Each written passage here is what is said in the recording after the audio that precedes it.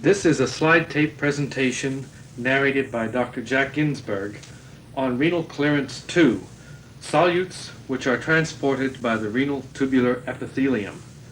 The topics to be discussed are outlined in the summary slide. Slide 1. The only endogenous solute whose renal clearance approximates that of inulin is creatinine. This substance is an end product of muscle creatine metabolism, and under most circumstances, its rate of synthesis is remarkably constant. The creatinine clearance is used in the clinical evaluation of renal function in man. Slide 2. The excretion rate of creatinine is determined primarily by glomerular filtration and, to a very small extent, by tubular secretion in man.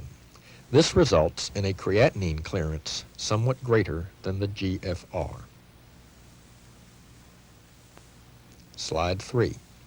The analytical methods commonly employed to measure creatinine tend to overestimate plasma but not urine creatinine concentration. This error operates advantageously in the application of the endogenous creatinine clearance to the measurement of GFR in clinical practice. Slide 4. The overestimation of plasma creatinine reduces the calculated clearance value by an amount about equal to that due to tubular secretion of creatinine. In practice, the endogenous creatinine clearance is found to approximate very closely the inulin clearance. Advance to the next slide on which a question appears. The answer is given on the following slide. You will stop the tape and answer the question. Then restart the tape and check yourself when the answer slide appears. Slide 5. Now stop the tape for the first question. Slide 6.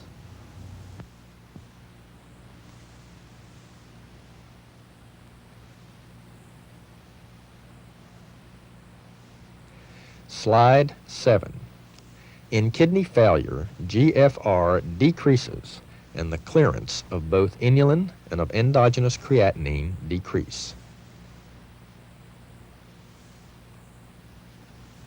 Slide 8. The decrease in GFR is accompanied by an increase in plasma concentration of creatinine. An elevated plasma creatinine may be interpreted as evidence for renal failure.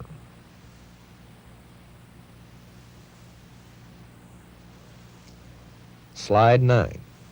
Creatinine is synthesized and added to plasma at a very constant rate and is excreted almost exclusively by glomerular filtration. Therefore, in the steady state, with a constant plasma concentration and a constant GFR, the creatinine excretion rate is equal to the creatinine synthesis rate. Slide 10. Stop the tape for questioning.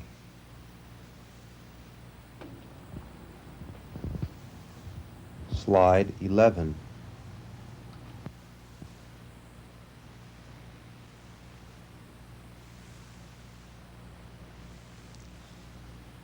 Slide 12.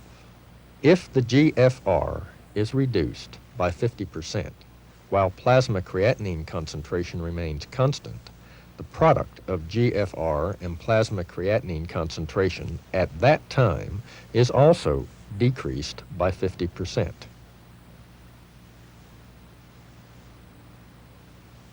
Slide 13. In normal man, GFR is about 100 milliliters per minute, and plasma creatinine is about 1 milligram percent. Creatinine synthesis rate equals creatinine excretion rate. Slide 14. Let the GFR be reduced by 1/2 while the rate of creatinine synthesis remains unchanged. The rate at which creatinine is excreted is now 1/2 the rate at which it is added to plasma, and the plasma creatinine concentration begins to rise. Slide 15. As the plasma creatinine concentration rises, the rate of filtration of creatinine will increase progressively until, once again, the filtration rate, and therefore the excretion rate, is equal to the creatinine synthesis rate.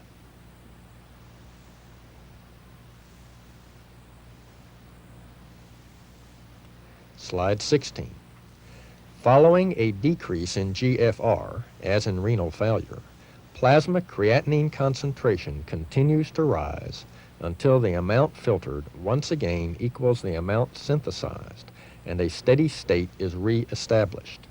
Endogenous plasma creatinine concentration can therefore be used as a first estimate of renal function.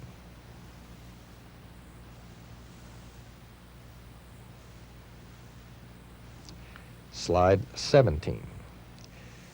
In renal failure, the decrease in GFR is inversely proportional to the increase in plasma creatinine concentration. A 50% decrease in GFR results in a doubling of plasma creatinine concentration.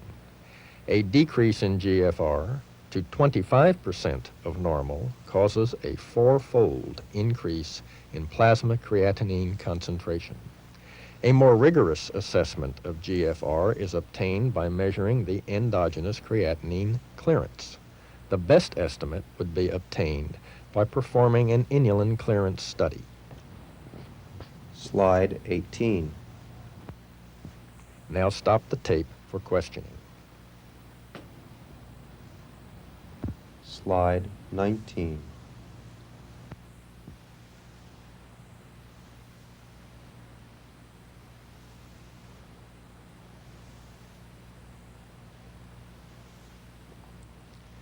Slide 20.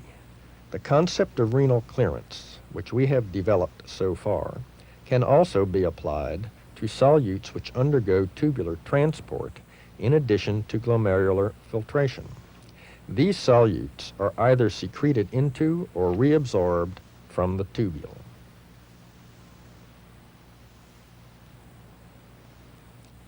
Slide 21. Many solutes, such as glucose, phosphate, and sodium, are filtered freely at the glomerulus and then reabsorbed wholly or in part by transport mechanisms of the renal tubular cells. The amounts of these solutes which appear in the urine are much less than the amounts filtered.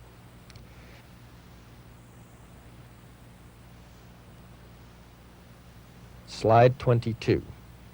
Let us turn our attention to the renal clearance of sodium as an example of a solute which is filtered and then partially reabsorbed.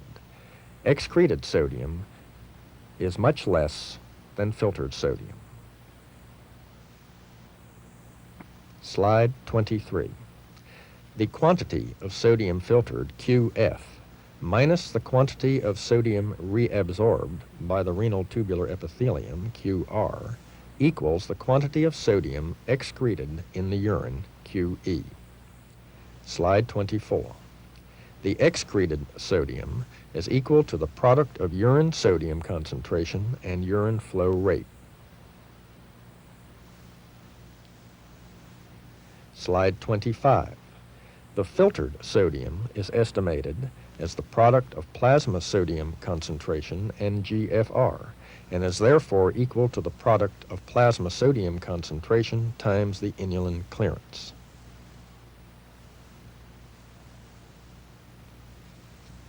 Slide 26. By measuring the inulin clearance and plasma sodium concentration, we are able to calculate the filtration rate for sodium.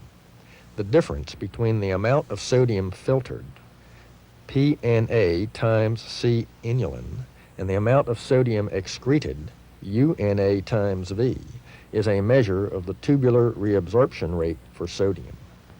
Slide 27. Now stop the tape for questioning. Slide 28.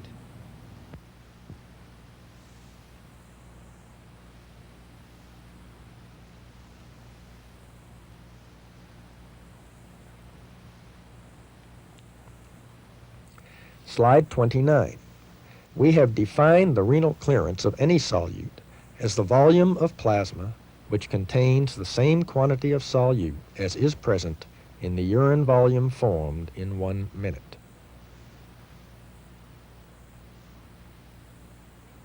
Slide 30. We have also stressed that the clearance of a solute, like inulin, which is filtered but not transported by the tubular cells, is equal to the GFR.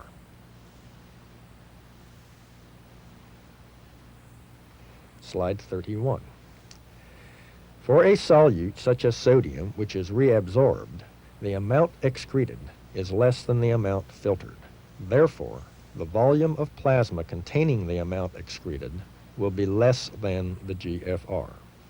Dividing both sides of this inequality by plasma sodium concentration shows that the clearance of a solute which undergoes tubular reabsorption will be less than the clearance of inulin.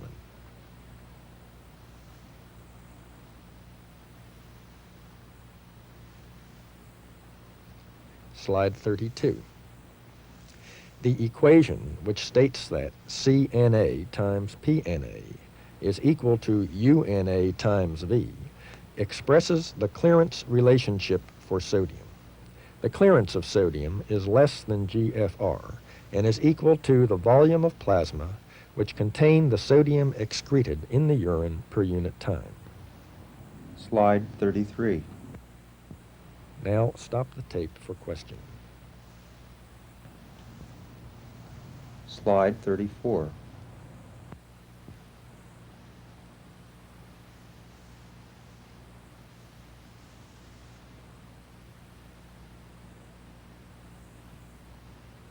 Slide 35.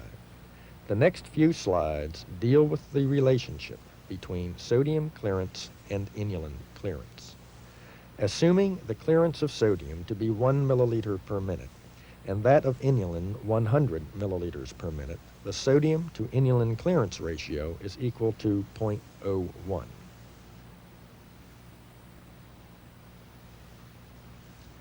Slide 36. The best way to define this ratio is to rewrite it, noting that the inulin clearance is equal to the GFR.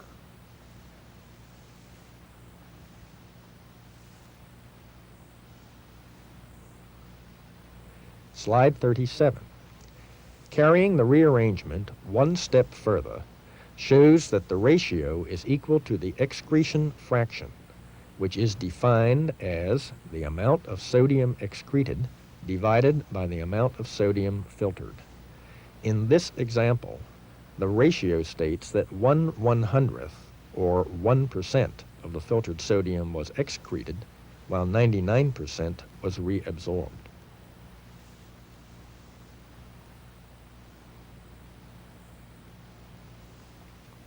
Slide 38. We can calculate the clearance ratio even when we know only urine and plasma concentrations for sodium and inulin, because the V terms in both clearance expressions are identical and cancel out. It is thus possible to obtain some measure of tubular activity in terms of fractional excretion rates, even without measurement of urine flow and GFR.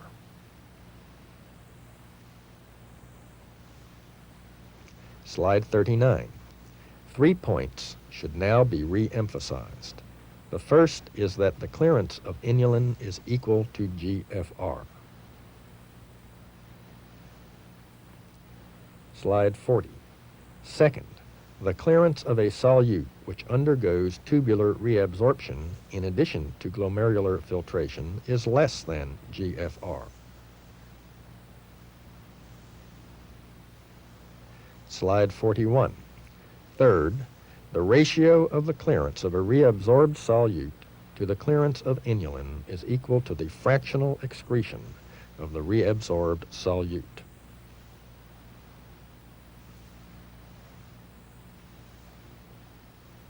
Slide 42.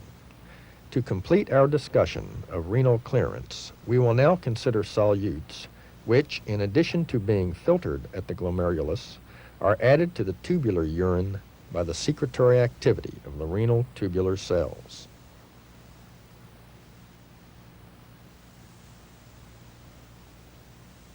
Slide 43.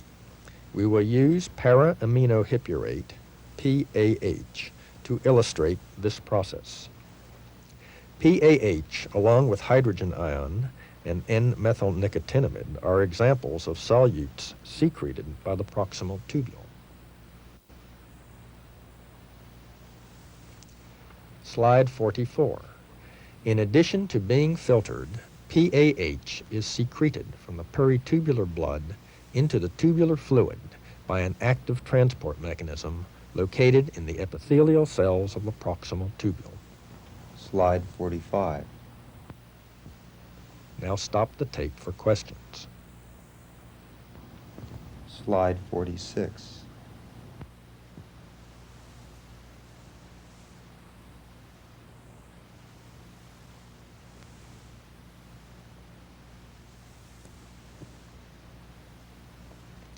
Slide 47. The amount of PAH excreted in the urine exceeds the amount filtered and is equal to the sum of the amount filtered, QF, plus QS, the amount secreted. Slide 48. Now stop the tape for questioning. Slide 49.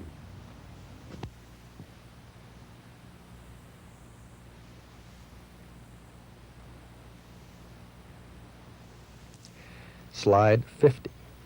With the urine flow rate, urine and plasma PAH concentrations given in the last question, we can calculate the clearance of PAH to be 504 milliliters per minute, a value 5 times greater than the inulin clearance.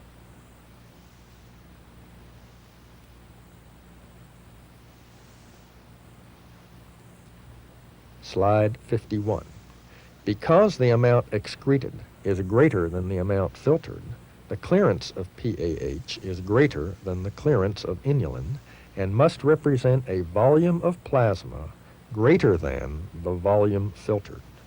The PAH excreted in excess of that filtered is derived from the peritubular plasma flow.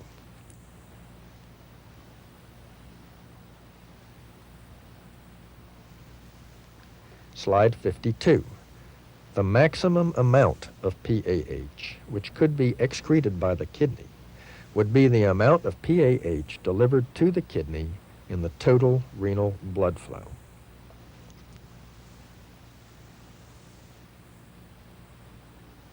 Slide 53.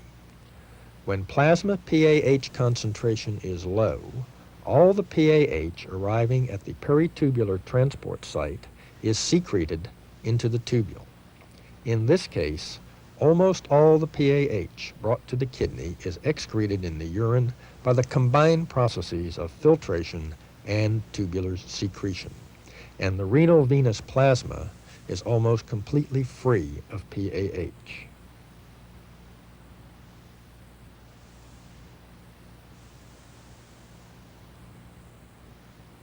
Slide 54.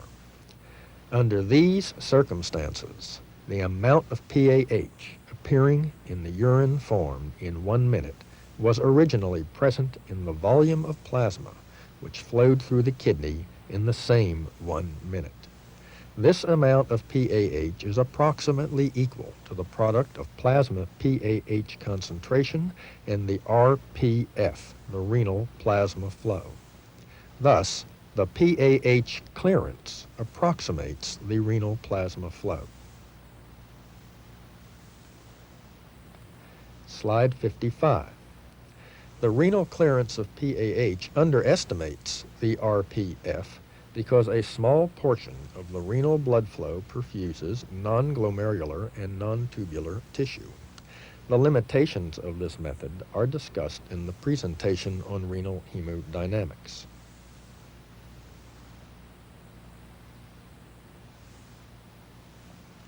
Slide 56. We can now summarize our discussion of solutes which are transported by the renal tubular epithelium. Certain solutes, such as inulin, are freely filtered and pass down the nephron without being reabsorbed or secreted.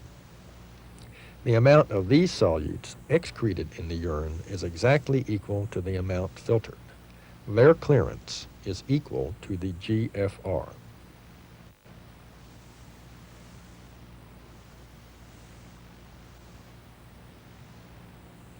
Slide 57.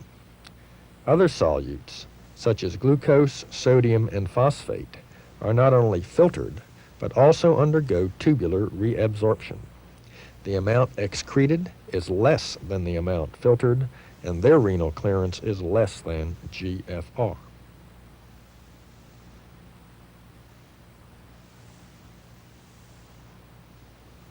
Slide 58. Some solutes, such as PAH, are, in addition to being filtered, added to the tubular fluid by secretion. In this case, the amounts excreted exceeds the amount filtered, and the renal clearance is greater than GFR. Under appropriate conditions, the renal clearance of such solutes can be used to estimate renal plasma flow.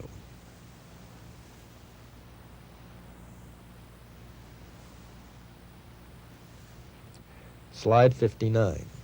The renal clearance of the endogenous solute creatinine approximates more closely than any other endogenous solute the renal clearance of inulin. For this reason, the serum creatinine concentration and renal clearance of creatinine have found wide use in clinical assessment of renal function. Slide 60.